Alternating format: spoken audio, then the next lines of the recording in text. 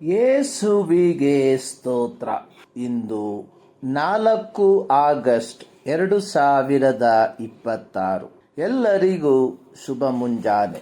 ಈ ದಿನದ ಧ್ಯಾನ ಭಾಗ ಇಬ್ರಿಯರಿಗೆ ಬರೆದ ಪತ್ರಿಕೆ 9ನೇ ಅಧ್ಯಾಯ 11ರಿಂದ 14 ವಾಕ್ಯ.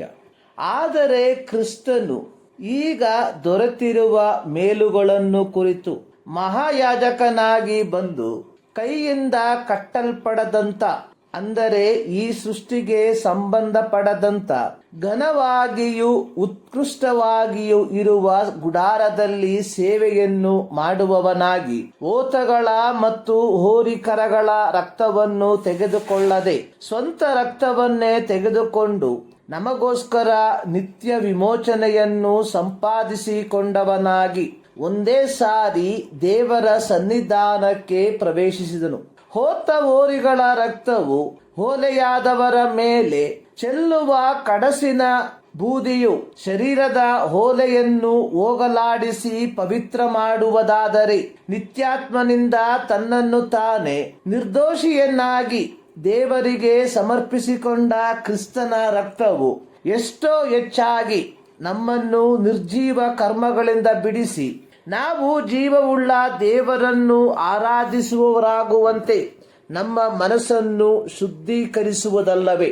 ದೋಷ ಪರಿಹಾರಕ ದಿನದಂದು ಮಹಾಯಾಜಕನು ಜನರಿಗೋಸ್ಕರ ದೋಷ ಪರಿಹಾರಕ ಹೋತವನ್ನು ವಧಿಸಿ ಅದರ ರಕ್ತವನ್ನು ತೆರೆಯೊಳಗೆ ತಂದು ಆ ರಕ್ತದಲ್ಲಿ ಸ್ವಲ್ಪ ತೆಗೆದುಕೊಂಡು ಕೃಪಾಸನದ ಪೂರ್ವಭಾಗದ ಮೇಲೆ ಬೆರಳಿನಿಂದ ಚಿಮುಕಿಸಿ, ಕೃಪಾಸನದ ಎದುರಾಗಿಯೂ 7 ಬಾರಿ ಚಿಮುಕಿಸುವಾಗ ಇಸ್ರಾಯೇಲ್ಯರ ನಾನಾ ವಿಧವಾದ ಅಪರಿಶುದ್ಧತ್ವ, ಅಪರಾಧ, ದ್ರೋಹ ಇವುಗಳಿಂದ ಅವರಿಗೆ ಪರಿಹಾರವು ಸಿಕ್ಕುವುದು, ಅವರು ಪರಿಶುದ್ಧರಾಗುವರು. ಯಾಜಕ ಕಾಂಡ 16ನೇ ಅಧ್ಯಾಯ 15ರಿಂದ 19 ವಾಕ್ಯ. ಹಳೆಯ ಒಡಂಬಡಿಕೆಯ ಕಾಲದಲ್ಲಿ ದೋಷ ಪರಿಹಾರಕ ಯಜ್ಞವು ಪ್ರತಿ ವರುಷವೂ ನಡೆಸಲ್ಪಡುವುದಾಗಿದ್ದು, ಒಂದು ಶಾಶ್ವತವಾದ ಪಾಪ ಪರಿಹಾರವು ಇಲ್ಲವಾಗಿತ್ತು. ಅವುಗಳು ಕೇವಲ ಸಾಂಕೇತಿಕವಾಗಿಯೂ ಅಪೂರ್ಣವಾಗಿಯೂ ತಾತ್ಕಾಲಿಕವಾಗಿಯೂ ಆದದಾಗಿತ್ತು. ಆದರೆ ಯೇಸು ಕ್ರಿಸ್ತನು ಕೈಯಿಂದ ಕಟ್ಟಲ್ಪಡದಂತ, ಅಂದರೆ ಸ್ವರ್ಗೀಯ ಮಹಾಯಾಜಕನಾಗಿ ಸೃಷ್ಟಿಗಳಾದ ಹೋತಗಳ ಮತ್ತು ಹೋರಿಗಳ ರಕ್ತವನ್ನು ತೆಗೆದುಕೊಳ್ಳದೆ ತನ್ನ ಸ್ವಂತ ರಕ್ತವನ್ನೇ ತೆಗೆದುಕೊಂಡು ನಿತ್ಯ ವಿಮೋಚನೆಯನ್ನು ಮನುಕುಲಕ್ಕೆ ಸಂಪಾದಿಸಿಕೊಟ್ಟನು.